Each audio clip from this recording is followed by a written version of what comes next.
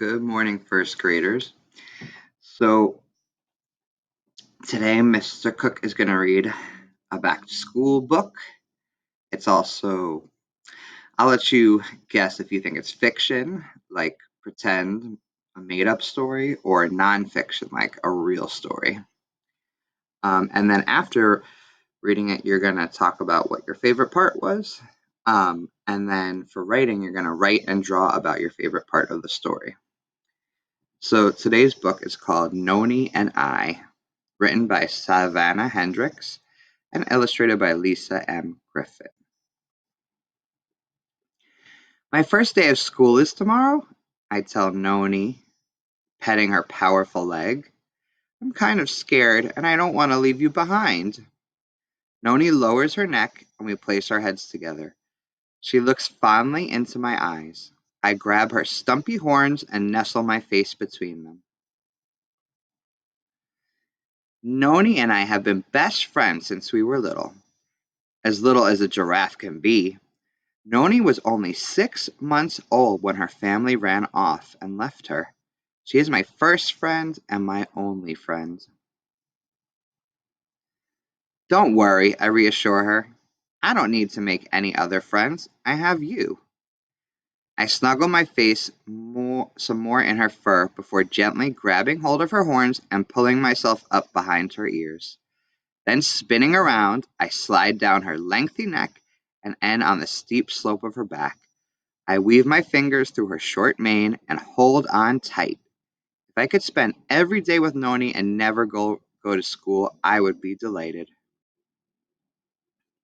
We roam the quiet plains of Botswana, soon coming upon wandering springboks, observing meerkats, a grazing family of zebras, and a flying lark. This up so I can read. Stopping for a drink of water, Noni spreads her legs one at a time and lowers her head. I make sure to hold on tight so I don't slide into the stream below. Then her long, sticky tongue whips out and sucks up the water. As the sun begins to disappear behind the camel thorn trees, I groan, "Home, Noni." She hesitates with her steps, then slowly turns and heads home. When we return, Noni walks to the front of my house. I slide down her tail and land with a thump in the dirt. I better go inside. Noni lowers her head. Her ticklish lip sweeps across my cheek. "Good night," I whisper, but I stand there a little longer before going inside. Early in the morning, I bolt into the kitchen. "Mom, can I take Noni to school? I bet she can learn a lot." She shakes her head. "Noni must stay here."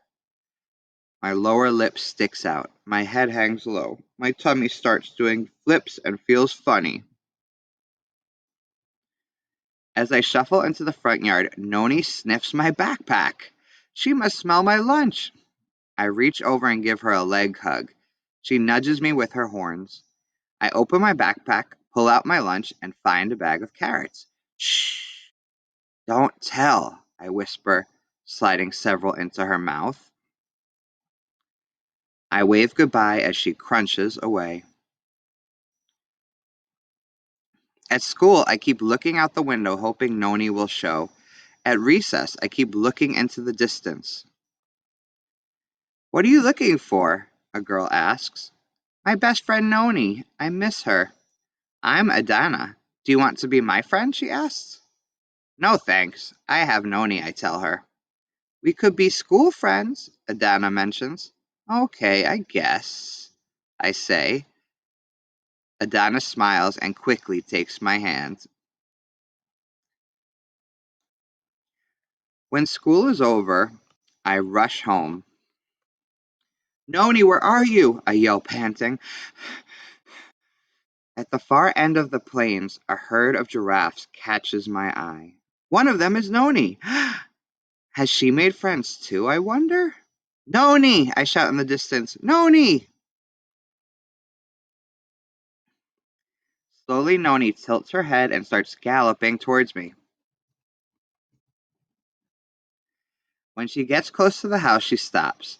I rush to give her leg the biggest hug ever. Did you make new friends today like me? I guess we can both have more than one friend. Lots of friends. I have a new friend, Adana. Tomorrow we're going to play hopscotch. Noni leans down and sweeps her ticklish lips against my cheek, just the way she's always done. Then, once again, I take hold of her stubby horns and pull myself up. I slide down her neck and stop on her back. With my fingers weaving through her mane, we head off into the plains, happy to be together again. Rainbow. The end.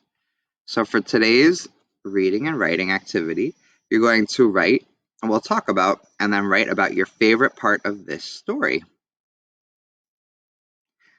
And you don't have to write about it, but you can also talk about, do you think it was fact, a real story, or fiction? I'm sorry. Do you think it was fiction, a pretend story made up, or nonfiction, like it's a real story, it really happened?